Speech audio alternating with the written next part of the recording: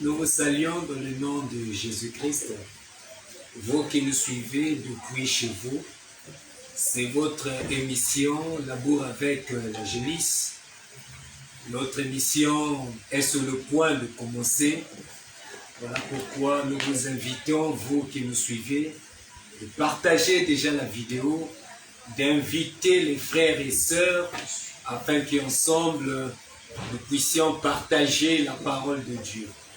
C'est votre frère, le frère Silam, et je suis accompagné de l'homme de Dieu, le pasteur Krell. Shalom, pasteur. Amen, shalom. Un mot pour nos téléspectateurs. Alors, bien-aimés, amoureux de la parole de la vérité, nous sommes dans la joie de vous recevoir dans ce plateau. Et par la grâce de Dieu, nous allons parler de... il s'agit de faire un petit résumé, notamment sur ce que nous avions dit la semaine passée, le dimanche passé. Et par la grâce de Dieu, nous avions présenté les anges comme étant l'assemblée des premiers-nés, selon le livre des Hébreux chapitre 12, on parle, on présente. Et nous sommes allés dans le livre de Nombre chapitre 3 pour savoir exactement qu'est-ce que Moïse appelle par l'assemblée des premiers-nés. C'est par là, Moïse nous dira que l'assemblée des premiers-nés, ce sont les Lévites. Et nous sommes allés pour savoir exactement comment est composé les Lévites. Et par la grâce de Dieu, nous avions vu dans le livre d'Exode comment Lévi a donné naissance aux trois fils. Donc nous avions Gershom, Kehat et Merari. Donc les trois, c'est ce qu'on appelle par l'assemblée des premiers-nés. C'est par là nous avions dit, de la même manière sur la terre, nous voyons les trois enfants qui composent l'assemblée des premiers-nés. De même aussi dans le ciel, le Seigneur en a procédé de la même manière. C'est qu'il y a ce que nous appelons par les anges dans la catégorie Gershonites, des Mérarites. Il y a des anges Mérarites, Gershonites et Kéatites. Et c'est ce à quoi nous sommes apaisantis. Et par la grâce de Dieu, nous allons continuer, notamment afin de pouvoir nommer ces anges-là, afin que dans la réalité, dans la vérité, que chacun de nous sache exactement qu'est-ce qu'on entend par les anges Mérarites, Kéatites et Gershonites. Merci beaucoup, homme de Dieu. Nous rappelons que le thème, nous parlons sur les anges, mythes ou réalités. Et actuellement, nous sommes en train d'aborder le rang et la fonction des anges. Donc nous avons suivi l'homme de Dieu qui nous a parlé qu'il y a trois rangs des anges. Nous avons les anges Mérarites, des anges Gershonites et des anges Kéatites. Maintenant, homme de Dieu, aujourd'hui nous voulons avancer pour voir ces trois catégories dans la vie pratique ou dans le ciel là-bas, comment est-ce que Dieu les a organisés, comment est-ce que Dieu les a placés. Lorsque nous lisons par exemple le livre de Psaume 103, là-bas on nous parle des armées célestes. Est-ce que la question que nous posons c'est que, est-ce que ces trois catégories aussi composent aussi l'armée céleste de Dieu? Nous disons Amen. Amen, pourquoi? Nous sommes dans le livre de Daniel.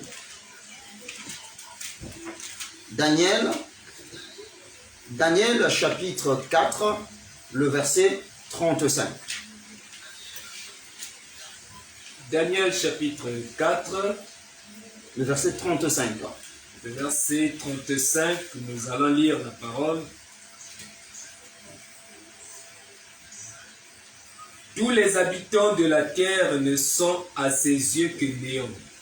Il agit comme il lui plaît avec l'armée des cieux et avec les habitants de la terre. Voilà, donc ici on nous montre la manière dont Dieu travaille. Dieu agit en utilisant l'armée des cieux Et le Seigneur agit en utilisant aussi les habitants de la terre. Mais ce qui nous concerne ici, c'est l'armée des cieux. C'est que dans les cieux, il y a ce qu'on appelle par une armée. Et cette armée, elle est composée, nous l'avions dit, de 3 tiers. A priori, d'abord, ce que nous devrions comprendre, chaque portion, chaque fils, par exemple, Kehat a une portion de 1 tiers. Gershon a une portion de 1 tiers. Et Merari a aussi une portion de 1 tiers. Donc les 3 ensemble composent ce qu'on appelle par l'armée des cieux. Maintenant, il y a aussi des images que le Seigneur en a parlé aussi à travers les rois.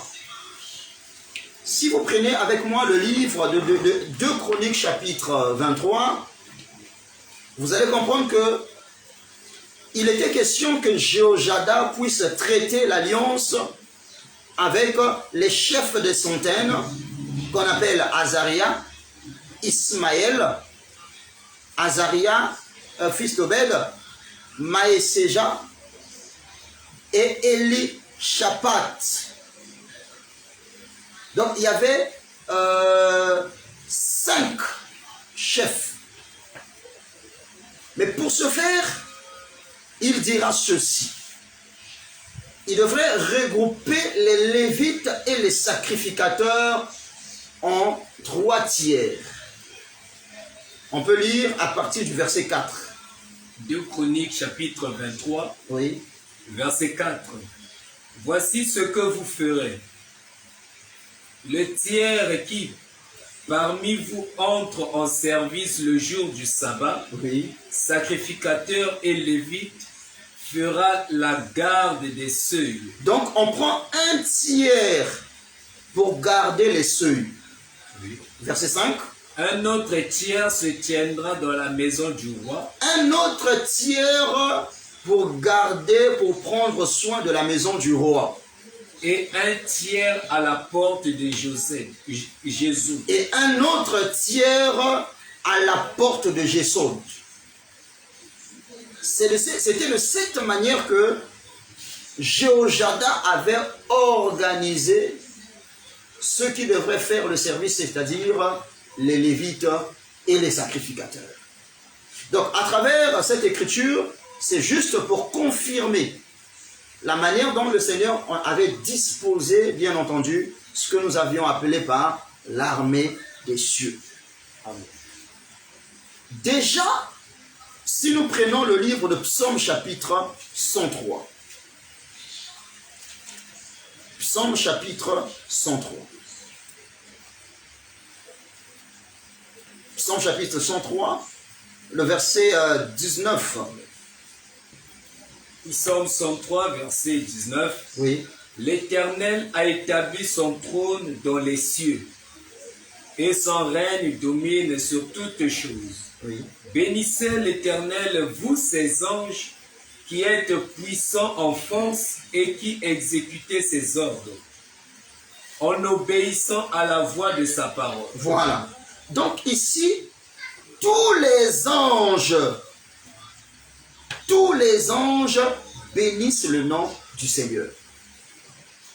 C'est que selon cette écriture, il n'y a pas une catégorie des anges qui sont destinés à glorifier Dieu. Tous les anges glorifient Dieu. Amen. Tous les anges adorent Dieu. Et tous les anges, parce que il y a des anges, tous les anges sont puissants en force. Amen. Tous les anges sont puissants. En force, bien sûr. Ça, c'est d'une manière générale. Pourquoi? Parce qu'ils sont là pour obéir à la voix de la parole de Dieu. Oui, verset 21. Bénissez l'Éternel, Vous toutes ces armées, Voilà. qui êtes ses serviteurs et qui faites sa volonté. Donc ici, on appelle les anges comme étant les armées de l'Éternel. Et on ne s'arrête pas là. Ils sont aussi appelés serviteurs. Pourquoi ils sont appelés serviteurs? Tout simplement parce qu'ils font la volonté du Seigneur, Amen. comme l'Écriture le mentionne. Donc un serviteur, c'est celui qui fait la volonté de son maître. Le verset 22, les anges sont appelés les œuvres. Amen. Bénissez l'Éternel, vous toutes ses œuvres, dans tous les lieux de sa domination. Donc, au ciel, il y a plusieurs lieux de domination. Il n'y a pas seulement un seul lieu où Dieu domine, mais il y a plusieurs lieux de domination. C'est par là, nous pouvons ouvrir une petite porte pour toucher en passant ce qu'on appelle par la cartographie de l'éternité. Parce que Dieu ne peut pas placer tous les anges au même niveau. Chaque ange, ou encore chaque catégorie d'anges, a sa place, a un lieu de domination. Maintenant, l'ensemble de ces lieux de domination, c'est ce qu'on appelle par quoi? Par l'éternité. C'est par là, pour comprendre ça, il faudrait que nous allions toujours dans la maison de Moïse. Moïse, dans le livre de Nombres, chapitre 3, lorsqu'il parle de la répartition ou encore du campement des Lévites, parce que nous avions deux types de campements. Nous avions le campement des Lévites et le campement du peuple d'Israël. Selon le campement des Lévites, les Gershonites campaient à l'Occident. Selon le livre de Nombres, chapitre 3, le verset 23. Et ici, on appelle l'Occident comme étant derrière le tabernacle. Les familles de Gershonites campaient derrière le tabernacle à l'Occident. Nombres, chapitre 3, le verset 23. Donc, les Gershonites campaient à l'Occident. Donc, l'Occident, c'est un lieu de domination. Amen. Amen. Maintenant, si nous sautons, nous prenons le verset 29. Les Kéatites, ils campaient où? Au côté méridional du tabernacle. Le méridional veut dire tout simplement le sud. Donc, les Gershonites campaient à l'ouest, à l'est plutôt. C'est ça? À l'est, parce que l'Occident, c'est le soleil couchant. Parce que le soleil se lève à l'est, mais le soleil se couche à l'ouest. Donc l'Occident, c'est l'ouest. Donc à l'ouest, c'est le campement des Gershonites. Donc des anges qu'on appelle les Gershonites. Maintenant, au sud, il y avait ce qu'on appelle par les Kéatites. Nous continuons, nous prenons le verset 35. Le chef de la maison paternelle des familles de Merari était Turiel, fils d'Abihaïl. Il campait du côté septentrional du tabernacle. Les Mérarites, ils campaient au nord. Le septentrion, c'est le nord. Amen. Vous voyez, là, on a déjà cité les trois lieux de domination. Selon le livre de Psaume chapitre 103. Maintenant, qui campait à l'Orient? Le verset 37. Verset 38. Moïse, Aaron et ses fils campaient devant le tabernacle à l'Orient, devant la tente d'assignation. Au levant, il avait la garde et le soin du sanctuaire, remis à la garde des enfants d'Israël, et l'étranger qui s'approchera sera puni de mort. C'est que la partie orientale, ici on explique que l'Orient c'est devant, selon cette écriture. Donc, si il y a devant qui est l'Orient, c'est que le derrière, c'est-à-dire du côté opposé de l'Orient, c'est l'Occident qui est le derrière du tabernacle. C'est que déjà, nous avions vu les 4 lieux de domination. Donc lorsque Psaume chapitre 103 nous parlait les lieux de la domination de l'Éternel, en réalité le Seigneur faisait mention de ces 4 portions du ciel ou encore du campement d'Israël. Alors, chers téléspectateurs, vous allez certainement nous poser la question de savoir, est-ce qu'au ciel là-bas il y a le nord? Est-ce qu'au ciel là-bas il y a le sud? Est-ce qu'au ciel là-bas il y a l'ouest? Si à l'ouest, est-ce qu'il y a un soleil qui se lève? Mais ce sont juste des expressions. Lorsque l'Écriture parle de l'Orient, cela ne veut pas dire au ciel là-bas il y a l'Orient. Ce n'est pas de cette manière. C'est par là, nous devrions comprendre que signifie l'Orient. Si nous comprenons la portion de l'Orient, si nous donnons la signification de l'Orient, c'est par là, cela va s'étaler aussi sur les autres lieux de domination et nous allons comprendre le positionnement de chaque premier-né des Lévites, notamment selon les Écritures. Merci beaucoup, pasteur. Donc, nous comprenons que tous ces schémas-là ne parlaient que de la cartographie au ciel. Comment est-ce que Dieu a disposé les choses par rapport au campement ou les lieux de domination de chaque catégorie des anges. Maintenant, juste une simple question. Vous avez parlé des 3 tiers. Et lorsque nous lisons Nombre chapitre 3, nous voyons le positionnement de Moïse et Aaron et ses fils. Maintenant, comment est-ce que nous pouvons positionner ça dans les cieux? Que représente Moïse? Que représente Aaron? Si déjà les 3 fils, Merari, Gershon et Kehat, sont les catégories des anges, maintenant Aaron et ses fils, ils représentent quoi, homme de Dieu? Alors, ça c'est une bonne question que nous allons répondre selon les Écritures.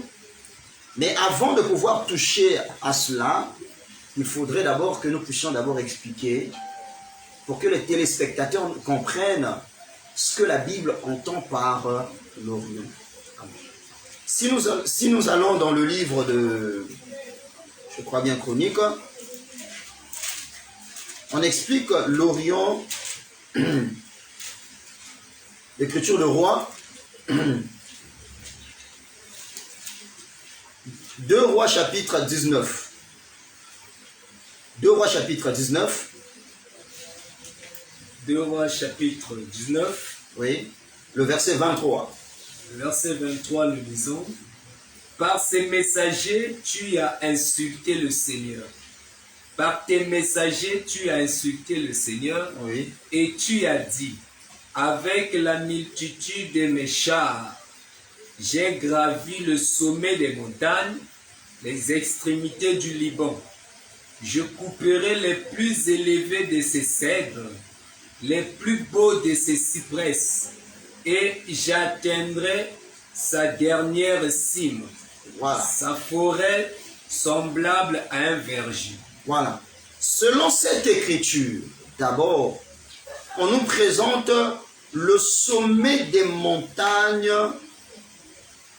comme le lieu le plus élevé, là où nous trouvons les cèdres, parce que les cèdres c'est le plus élevé selon l'écriture, et nous trouvons aussi les cyprès.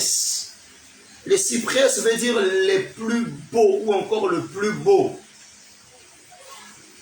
Si vous prenez la configuration de la partie orientale du campement, là-bas nous voyons qui il y a les 2 fils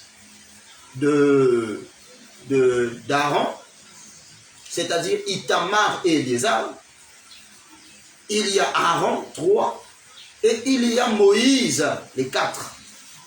Ce sont les 4 qui sont appelés à vivre ou encore à camper dans la partie orientale du tabernacle ou encore devant le tabernacle ou encore à la porte du tabernacle. Et vous allez comprendre avec moi, parce qu'il s'agit maintenant de positionner cela. Nous sommes dans le livre d'Ésaïe, Ésaïe chapitre 14. C'est par là, vous allez comprendre pourquoi le Seigneur a appelé même Satan comme le chérubin protecteur. Ésaïe chapitre 14, le verset 12. Isaïe chapitre 14, le verset 12. Oui, jusqu'au verset 14. Te voilà tombé du ciel, Oui. astre brillant, Uh-huh. fils de l'aurore. Tu es abattu à terre. Voilà. Ici, on présente un seul, mais qui a 2 fonctions. Il a une fonction qu'on appelle astre brillant. On peut l'appeler astre brillant ou on peut l'appeler aussi fils de l'aurore. Donc il y a 2 portions qui se trouvent en lui. Oui, tu es abattu à terre. Toi, le vainqueur des nations, Uh-huh. tu disais en ton cœur, je monterai au ciel, Oui, j'élèverai mon trône au-dessus des étoiles de Dieu. oui. Je m'assiérai sur la montagne de l'assemblée, Mhm. à l'extrémité du septentrion. Amen. Donc ici, on nous présente l'extrémité du septentrion. Donc Dieu est assis où? Dieu est assis à l'extrémité du septentrion. Parce que c'est là où il doit aller. Il doit aller pour faire quoi? Pour élever son trône au-dessus des étoiles de Dieu. Et il doit s'asseoir sur la montagne de l'assemblée, c'est-à-dire l'assemblée des premiers-nés. Mais il doit aller à l'extrémité du septentrion afin de pouvoir placer son trône. En d'autres termes, Dieu est assis où? À l'extrémité du septentrion, selon l'Écriture. Alors, si lui veut monter à l'extrémité du septentrion, c'est que lui, le diable, il était où? Si nous continuons la lecture, oui, verset 14. Je monterai sur le sommet des nues. Donc, l'extrémité du septentrion est appelée quoi? Le sommet des nues. Oui. Je serai semblable au Très-Haut. Au Très-Haut. Donc, celui qui est à l'extrémité du septentrion, c'est le Très-Haut. Amen. C'est par là, lorsque nous avions lu le livre de 2 Rois, chapitre 19, là-bas on nous explique le sommet. Donc il y a 2 choses qu'on trouve au sommet. On trouve ce qu'on appelle par le cèdre c'est-à-dire le plus élevé, et on trouve le cyprès, c'est-à-dire le plus beau. C'est que par là que celui qui s'assoit au sommet, il est à la fois le plus élevé, c'est-à-dire le cèdre, et il est aussi appelé le plus beau. Amen. Qui est le plus beau et qui est le plus élevé? C'est le Très-Haut. C'est que par là nous comprenons en réalité, il y a d'abord le septentrion, c'est-à-dire le nord, et il y a l'extrémité du septentrion. C'est par là, nous pouvons le dire à haute voix, que le sommet du septentrion, c'est ce qu'on appelle par l'Orient. Et lorsque l'ennemi qui est le diable ici, il dit que je monterai à l'extrémité du septentrion, c'est-à-dire à l'extrémité du nord, c'est que lui-même, il était où? C'est simple. À vous de nous préciser cela, homme de Dieu. s'il doit monter au sommet du nord, Oui. c'est qu'il doit traverser le nord. C'est qu'il n'était pas dans le nord. C'est qu'il n'était pas dans le nord. Il était quelque part. C'est qu'il était quelque part. Mais où on vous dit? Il était au sud. Parce que si tu es au sud, tu monteras au nord. Amen. C'est ça la portion d'écriture. Voilà pourquoi, frère, lorsque Abraham s'est retrouvé dans le pays de Canaan, pour descendre en Égypte, Abraham devrait prendre la partie du sud pour descendre en Égypte. Lorsque Israël est dans le pays de l'Égypte, ils disent toujours nous montons à Canaan. C'est que par rapport au positionnement, le pays de Canaan était au nord. L'Égypte était au sud. Amen. C'est que ce n'est pas en vain. Parce que c'est au sud, c'est-à-dire au midi. C'est là où il y avait la portion de Kéatite. C'est par là, selon le livre de Nombre d'Ésaïe, nous comprenons que le diable était au sud. C'est que le diable, c'est la portion de Kéatite. Selon cette écriture. Côté méridional. Au côté méridional, c'est-à-dire le sud. Ou encore le midi. Le midi ici veut dire le sud. Ce n'est pas le midi de 12 heures. Mais c'est le midi comme étant le sud. Voilà cette pensée. Maintenant, pourquoi, comment Dieu en a disposé ces lieux de domination? Parce que vous voyez, chers téléspectateurs, si vous allez chez le tailleur, vous entrez dans l'atelier, vous aurez l'impression, c'est comme si il y a certaines parties du tissu que le tailleur n'utilise plus. Vous allez voir la manière dont il a coupé le tissu. Vous dites, mais attends, cette partie-là, vous allez l'utiliser? Oui, il va reprendre ce qui a été coupé en morceaux. C'est par là nous disons ceci. Selon le livre d'Ésaïe chapitre 34, verset 16. L'Écriture dit, consultez le livre de l'Éternel, lisez-le, aucun d'eux ne fera défaut. Ni l'un ni l'autre, car c'est sa bouche qui a parlé, et son esprit les rassemblera. C'est que vous voyez, la manière dont le Seigneur a disposé les lieux de sa domination au ciel, le Seigneur en a disposé d'une manière dispersée. Maintenant, à travers l'Esprit de Dieu, nous sommes en train de rassembler ce qui est dispersé. Afin que par la grâce de Dieu, que nous puissions comprendre ce que la Bible appelle par les lieux de la domination de Dieu. Parce que si Dieu domine, il doit dominer sur les lieux. Et nous avions compris qu'il y avait 4 lieux. Le premier lieu, c'est là où était Moïse. Moïse et Aaron. Mais en passant sur la disposition, je suis dans le livre d'Exode. Je me pose la question, chers téléspectateurs, pourquoi lorsque Moïse était en train de placer les ustensiles dans le tabernacle, l'Écriture ne fait mention que de 2 lieux, du septentrion, c'est-à-dire le nord, et le méridional, qui est le sud. Où sont l'Orient? Où sont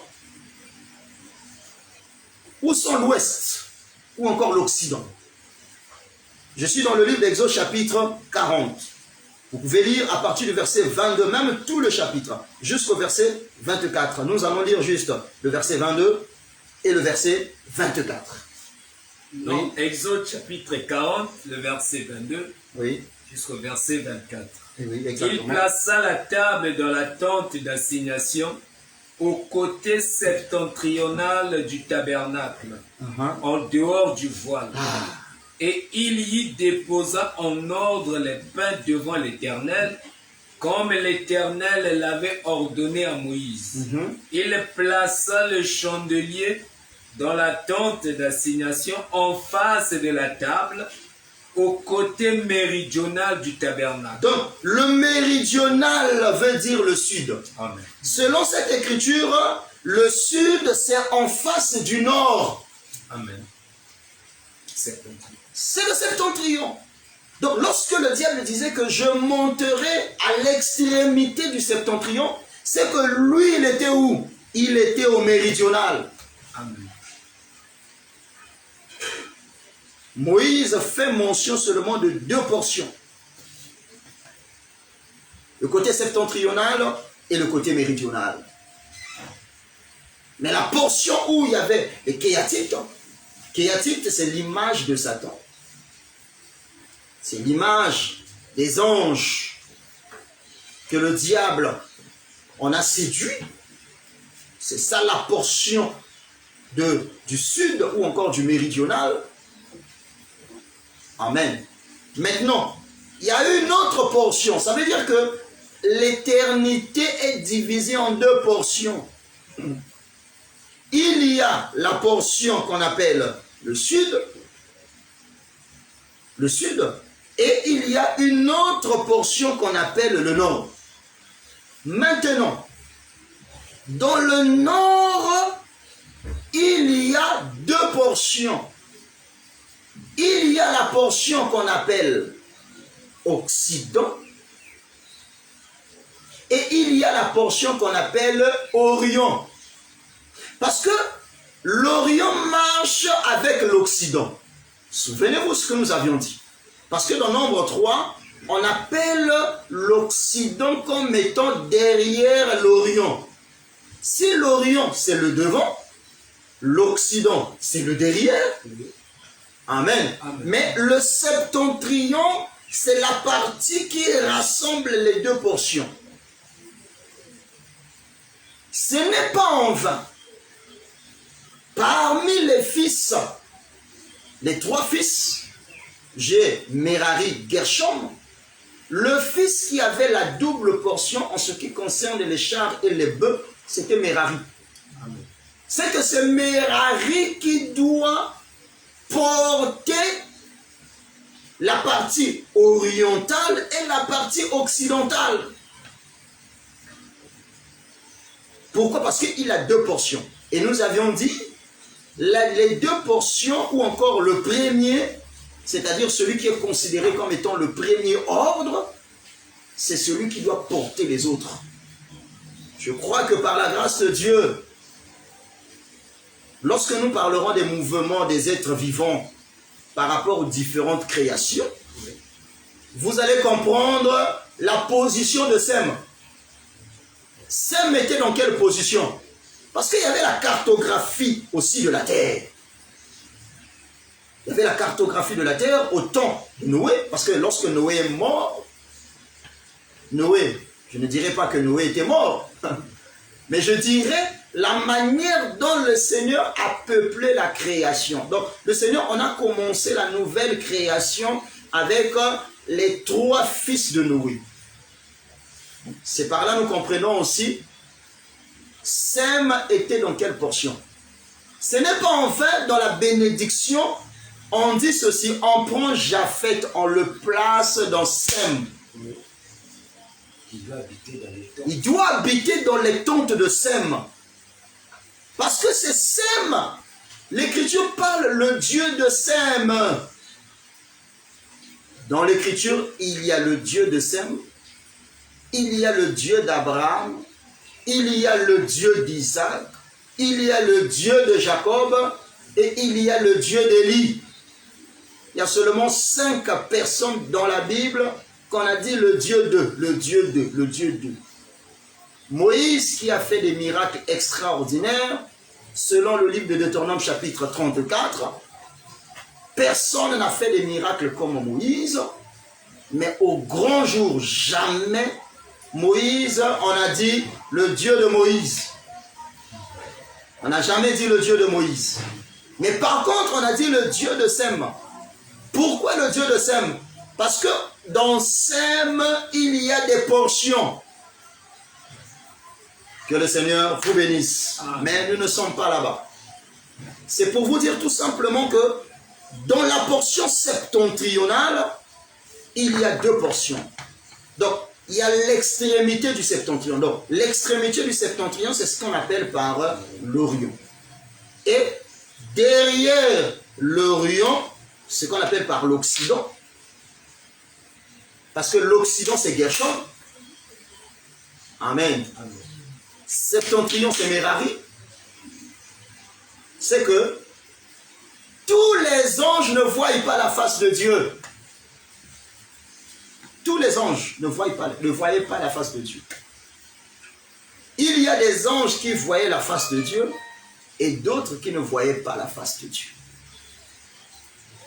C'est par là, si nous avions compris, par la grâce de Dieu, les 4 compartiments que nous avions appelés par les lieux de la domination de l'Éternel, et comment il y a eu la disposition en fonction de ces 3 fils, et par la grâce de Dieu, s'il y a compréhension là-dessus, on peut alors continuer avec notre lancée. Merci beaucoup, homme de Dieu. Nous tendons déjà vers la fin de notre émission. Il y a eu tellement de choses que l'homme de Dieu a parlé. Déjà, l'homme de Dieu nous a flashé sur la partie ou la catégorie des Kéatites. On nous parlait qu'il s'agit de Satan et ses anges.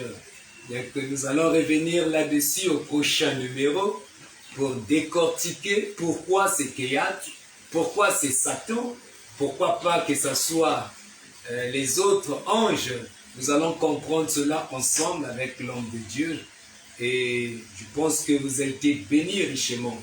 Homme de Dieu, est-ce que le peuple qui nous suit, nous sommes vers la fin, ils ne peuvent pas s'embrouiller avec les Nord, l'Occident, les Septentrions?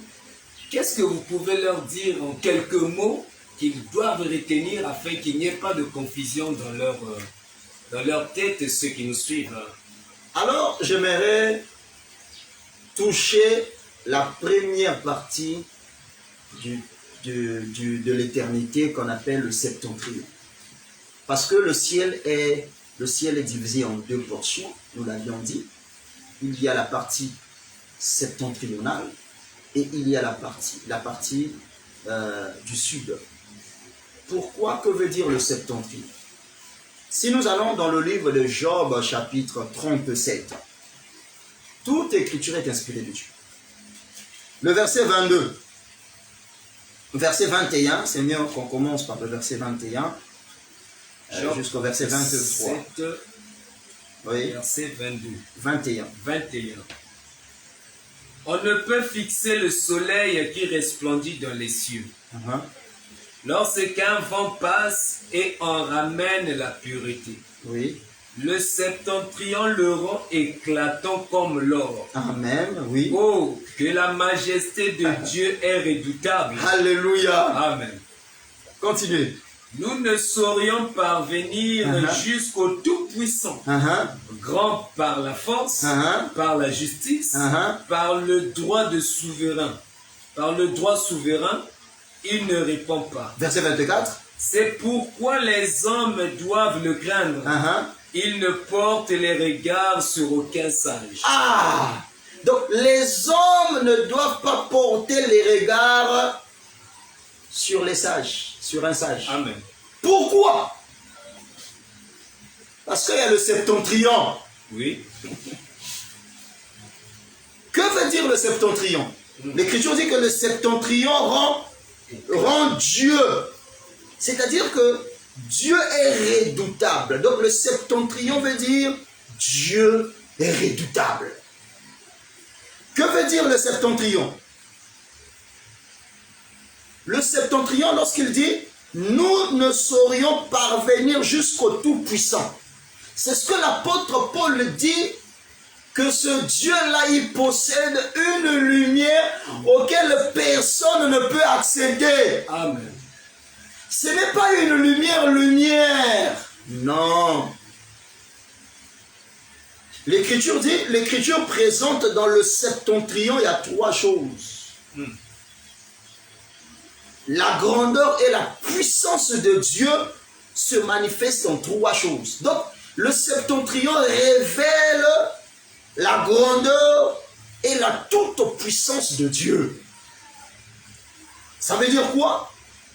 La grande force, la grande justice et le grand droit souverain. Amen.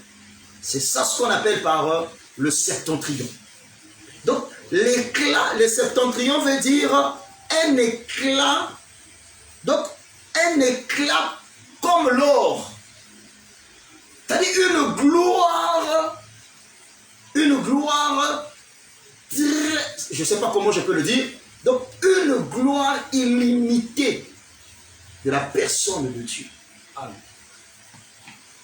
Une grande gloire illimitée de qui est Dieu. Donc, lorsqu'on dit que Dieu est dans le septentrion, attention, il est au septentrion, mais à l'extrémité du septentrion. S'il est à l'extrémité du septentrion, c'est là où nous voyons, le Seigneur va nous faire grâce, on verra aussi, parce que c'est là aussi les gens, beaucoup de gens s'achoppent aussi. Quand ils voient Ithamar, quand ils voient Éliézar, ils disent que, ils pensent que Éliézar, Ithamar, c'est l'archange Michael et Gabriel. C'est faux. Ce qu'on doit savoir, c'est que les 2 fils d'Ithamar représentent Aaron.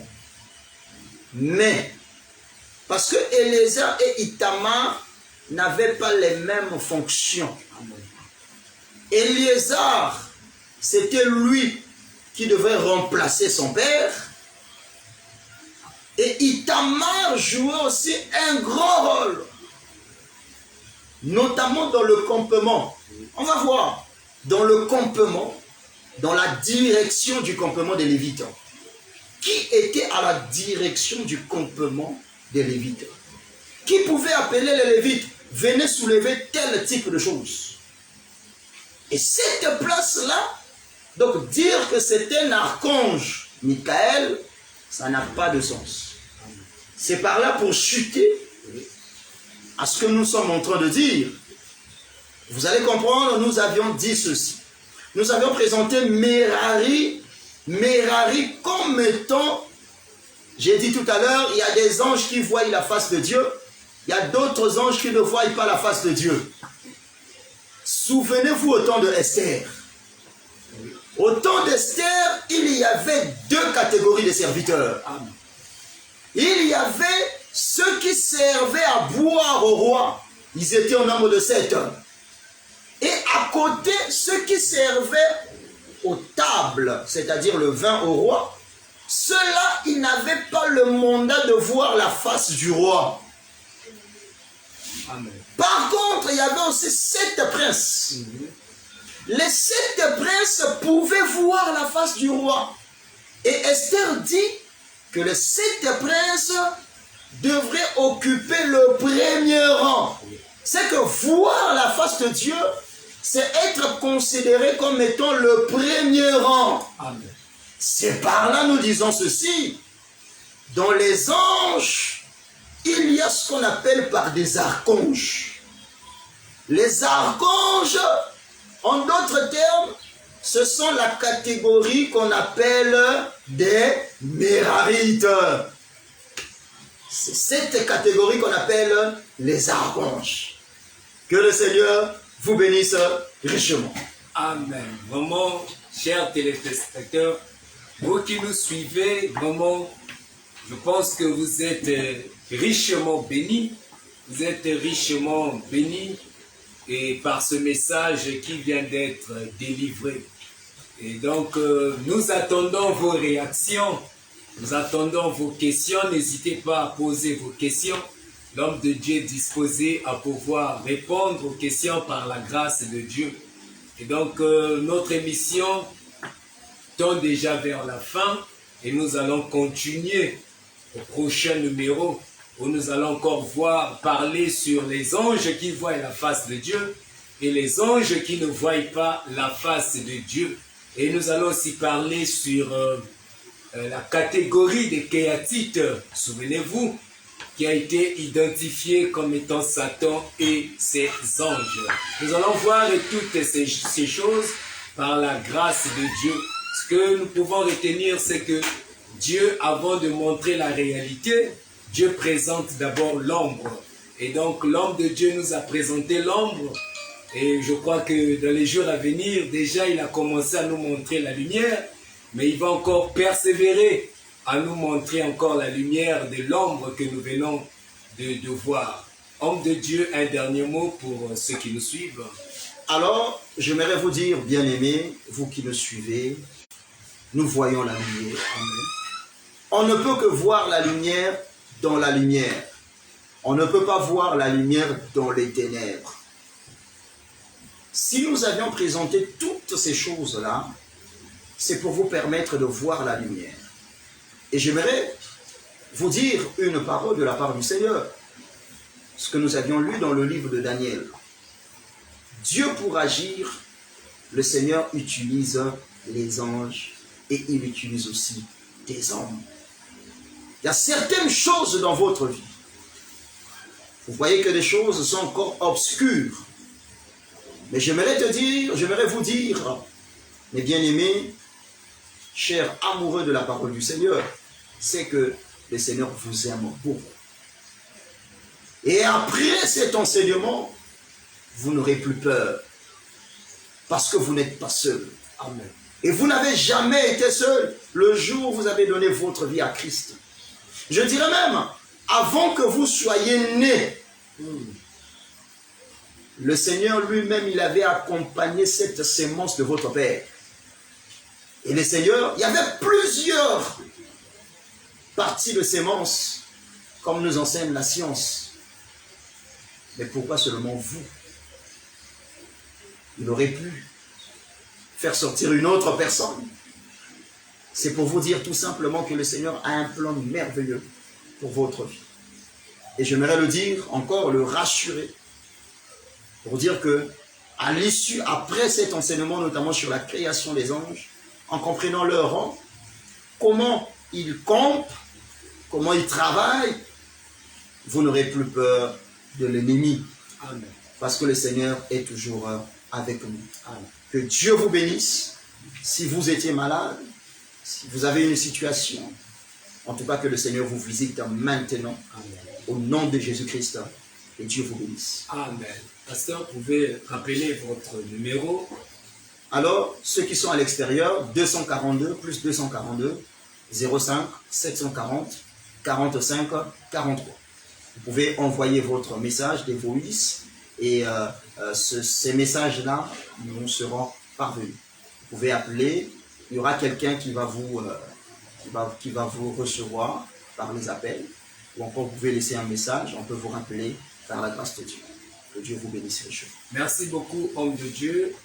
Soyez bénis, vous qui nous suivez, et nous prenons rendez-vous pour le dimanche prochain où nous allons continuer sur la marche des anges. Que le Seigneur vous bénisse et que la gloire du Seigneur soit avec chacun de nous. Que le grand septentrion. Amen.